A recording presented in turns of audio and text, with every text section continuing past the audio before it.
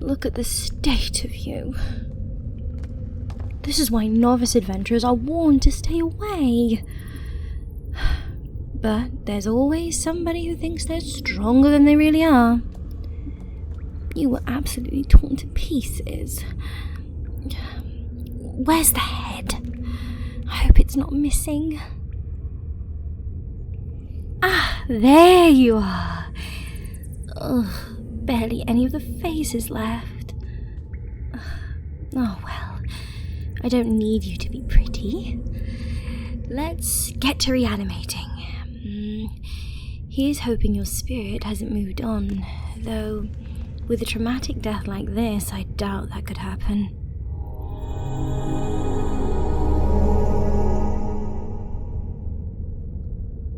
Are you with me? Are you back in your body? Well, are you in your head? Your body is over there, and there, and who knows where the rest is. Well, you can move your jaw at least, but I'm not hearing any actual words. Oh, what am I saying? You don't have any lungs or vocal cords at the moment. Of course you can't say anything. We'll have to figure that out in a second. Good news is that I've reanimated enough corpses to already know all the questions you want to ask. So I'll handle a few of those before I get to work. First, yes, you did die. I wasn't there to see it, but it was clearly violent and gruesome. I'm a necromancer, and I've reanimated your brain, which thankfully hasn't been damaged too much. And yes, necromancy is forbidden in every nation worth living in. I don't personally care, and you should be grateful that I don't. I'm going to stitch you back together until you're more or less as good as new. Let's see. What do they usually ask next? Oh, you're not a zombie. Well, not technically, anyway. Zombies, skeletons, and that sort of thing don't have free will or memories. Necromancers make those by taking a tiny fragment of soul, either theirs or someone else's, and putting it into a corpse. Those things can only follow orders, nothing more. You're different.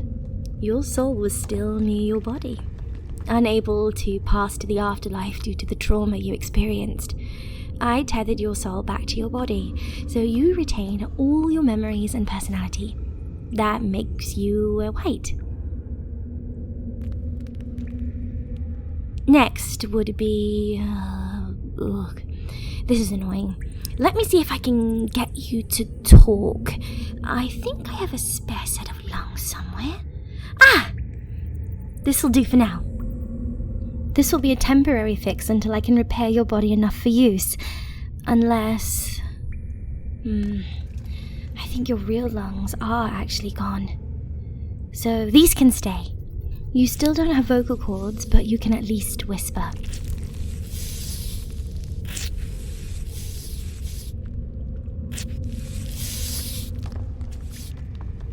There. How's that? Good, good. Whatever did this to you didn't rip out your tongue at least. So, what's your name? A bit generic. We can probably do better. I'll call you... Gaff! You know, like a mistake. Because you definitely made a mistake coming here. You're right. I'm not doing this out of charity, Gaff. Necromancers need minions, and that's exactly what you're going to be. It's true. You still have your free will, so I can't force you to obey me. That's why most necromancers settle for zombies. But I need some minions who can think for themselves and give orders to my lesser minions. Well, for starters, you should obey me because your only other choice is death.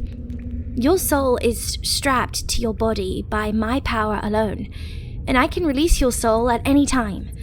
Aside from that, I have big plans. You get to be part of something important by serving me. We can discuss my grand scheme later. If you have a problem with it, I'll just release your soul right now. Yeah, that's what I figured. I'm going to start sewing your body back together. Do you want to watch, or should I turn your head the other way? Brave one, huh? That's good. As you can imagine, undead people who are squeamish tend to be, well, miserable. Okay, let's take stock of what we have. The torso is in pretty bad shape, but it's not hopeless. You don't really need most of your internal organs anyway. Now that you're undead, you're definitely going to need a lot of stitches there, though. As for limbs, one leg is mostly attached. The other one is... right there! Well, it's just bones now. Pretty much. Still usable to an undead, but you'll walk with a limp. I found your right arm near the entrance, which is what drew me in here in the first place. Lots of bite marks, but otherwise pretty okay. How about the left? Oh, there it is! Well, the upper arm anyway. I don't see the rest anywhere. Oh, I hope you're not a lefty. Well, let's start stitching.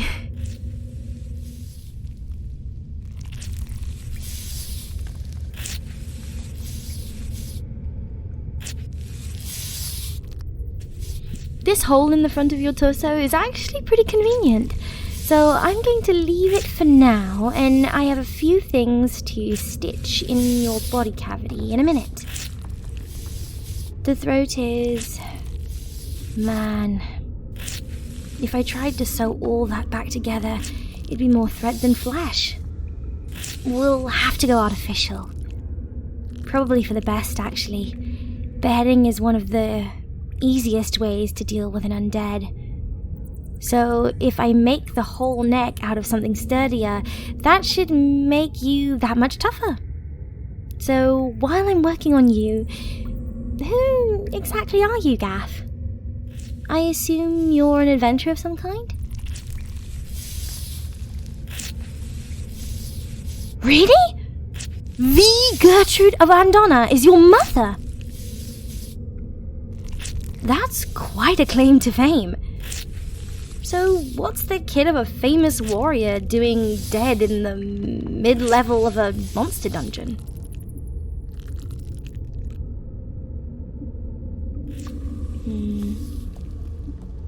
Well, I guess there's a lot of pressure on someone of your pedigree to make a name for themselves.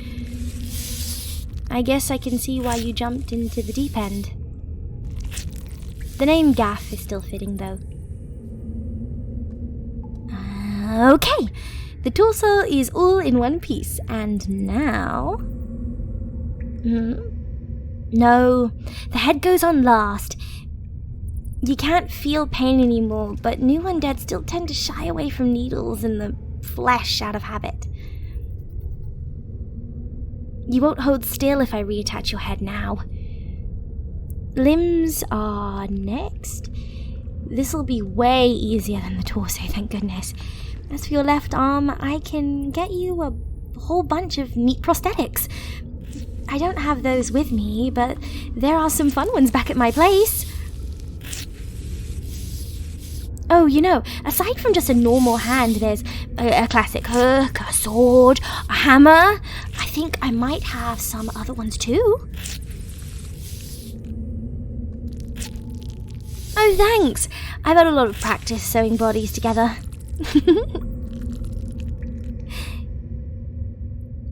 You want to know what the funny thing, though? Before I was a necromancer, I was a tailor. Yeah! That's part of why I bother with corpses like yours that are in really bad shape. It's a lot of work, but most corpses aren't good enough to reanimate without repair. So this makes it a lot easier to find the ones I need. Most other necromancers have to either have a few good minions or a bunch of barely functional ones.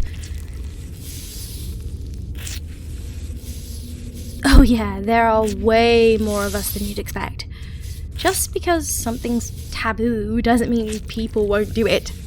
Some necromancers do it because it's taboo. Those are the really edgy ones. Call themselves a Lord of Death or the Undying. No, I'm more pragmatic. I'm in the necromancy business because there's something I want to do. Okay, limbs are all good. Or as good as they're going to get anyway. Just one more thing to do. I've figured out a few artificial organs that help undead function better.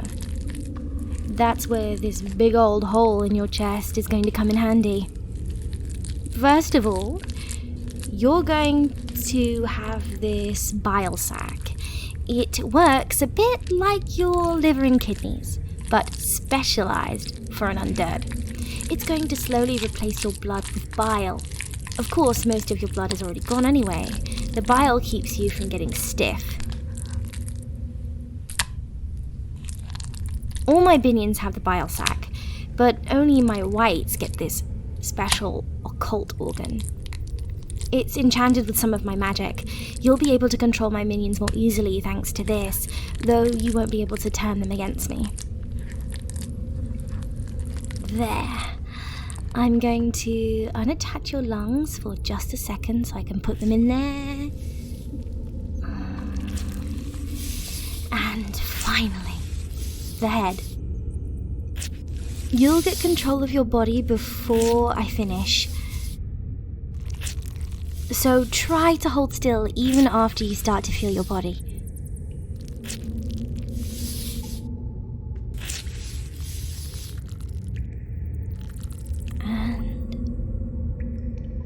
Done.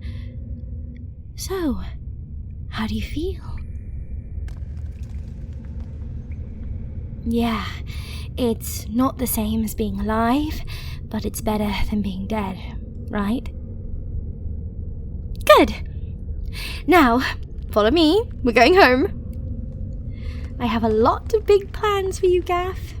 You're really gonna be part of something incredible.